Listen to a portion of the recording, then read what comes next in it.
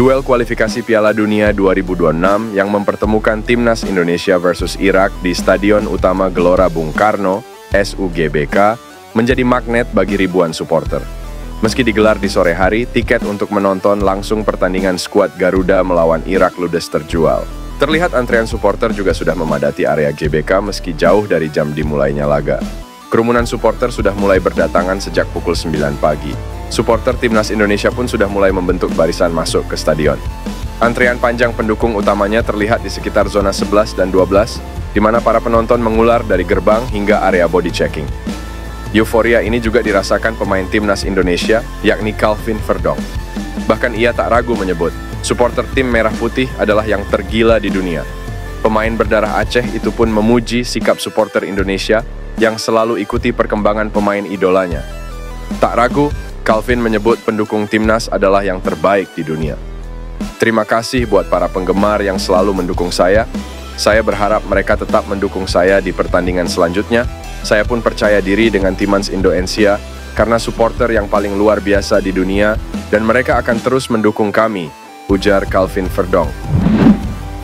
Maarten Paes sudah resmi menjadi WNI pada awal Mei 2024. Namun, hingga saat ini, dia belum juga kunjung memperkuat Timnas Indonesia.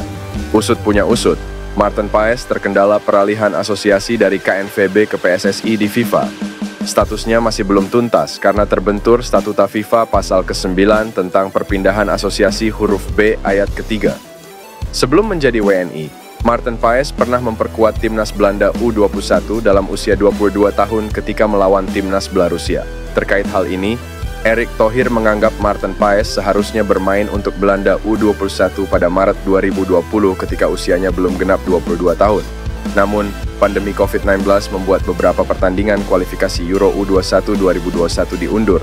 Oleh karena itu, Erick menyatakan pihaknya berencana membawa kasus Maarten Paes ke Pengadilan Arbitrase Olahraga, CAS, untuk mengajukan banding terkait statuta FIFA yang mengganjal itu. Sebenarnya itu pertandingan digelar pada Maret 2020. Karena ada pandemi COVID-19, makanya diundur.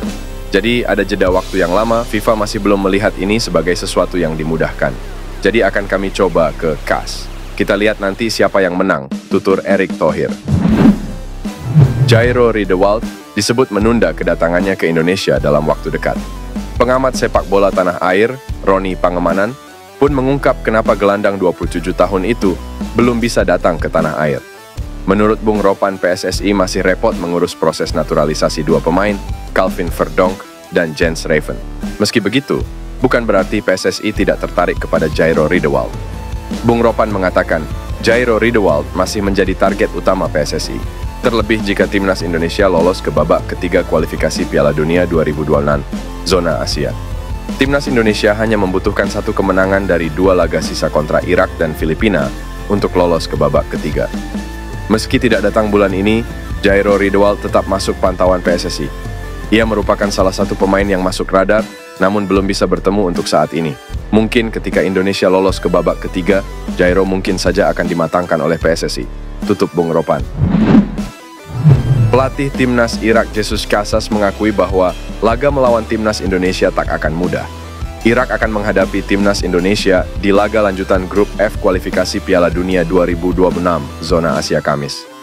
Untuk menghadapi tim asuhan Shin Tae-yong ini, Irak sebenarnya memiliki modal bagus. Pasalnya, Irak pada leg pertama yang berlangsung November lalu, mereka mengalahkan Timnas Indonesia 5-1. Bahkan saat ini Irak berada di atas angin di putaran kedua kualifikasi Piala Dunia 2026 zona Asia ini. Ini karena Irak dipastikan telah lolos ke putaran ketiga setelah menang 4 laga beruntun. Untuk itu, Irak saat ini telah mengemas 12 poin dari 4 laga yang dilakoninya. Oleh karena itu, Irak sebenarnya sudah di atas angin pada laga melawan Timnas Indonesia ini. Akan tetapi, Jesus Casas tak ingin menganggap mudah lawan skuad Garuda ini. Pelatih asal Spanyol tersebut bahkan menyebut pertandingan melawan Timnas Indonesia ini bakal sulit. Menurutnya, Jordi Amat dan kawan-kawan merupakan tim yang kuat. Untuk itu, pertandingan tak akan mudah nantinya. Apalagi Timnas Indonesia akan tampil di hadapan ribuan supporternya langsung, sehingga mereka diyakini bakal memiliki semangat lebih besar. Saya pikir besok adalah pertandingan sulit dalam ronde ini, karena saya pikir Indonesia adalah tim yang kuat, ujar Jesus Casas. Shin Tae-yong akan mainkan Jay Itzes di laga krusial Timnas Indonesia versus Irak. Sebelumnya, pada Selasa 28 Mei 2024, Shin Tae-yong mengonfirmasi Jay Itzes absen di laga Timnas Indonesia versus Irak. Penyebabnya karena kondisi tubuh Jay Itzes takkan dalam kondisi optimal, mengingat baru tiba di Indonesia pada hari ini. Namun, apa yang disampaikan Shin Tae-yong bisa saja sebuah strategi agar Irak lengah. Sebab, sebelumnya Shin Tae-yong mengonfirmasi ada dua pemain yang absen melawan Tanzania pada Minggu 2 Juni 2024, yakni Jay Itzes dan Justin Hubner. Penyebabnya tentu karena Jay Itzes dan Justin Hubner masih memiliki agenda bersama klub masing-masing. Namun, di luar dugaan, Justin Hubner berangkat ke Indonesia lebih cepat dan tampil di babak kedua laga Timnas Indonesia versus Tanzania. Bukan tak mungkin hal yang sama dialami Jay Itzes saat bersua Irak. Jika Jay Itzes dalam kondisi bugar, bek bertinggi 190 cm ini berpotensi turun di babak kedua. Ia dapat menggantikan salah satu dari trio bek tengah yang kemungkinan turun sebagai starter melawan Irak, yakni Rizky Ridho, Jordi Amat, dan Justin Hubner. Satu hal yang pasti, kehadiran pemain sekaliber Jay Itzes sangat dibutuhkan lini belakang Timnas Indonesia. Irak dikenal memiliki pemain-pemain yang tak hanya tangguh dalam duel udara, tapi juga mempunyai kecepatan. Dua kelebihan pemain Irak itu yang dapat ditutupi ketenangan dan kematangan seorang Jay Itzes. Jay Itzes pun dalam kepercayaan diri tinggi, mengingat baru saja mengantarkan sang klub Venezia FC promosi ke Serie A 2024-2025. Menarik menanti apakah Jay Itzes bakal diturunkan Shin Tae-yong atau tidak di laga Timnas Indonesia versus Irak.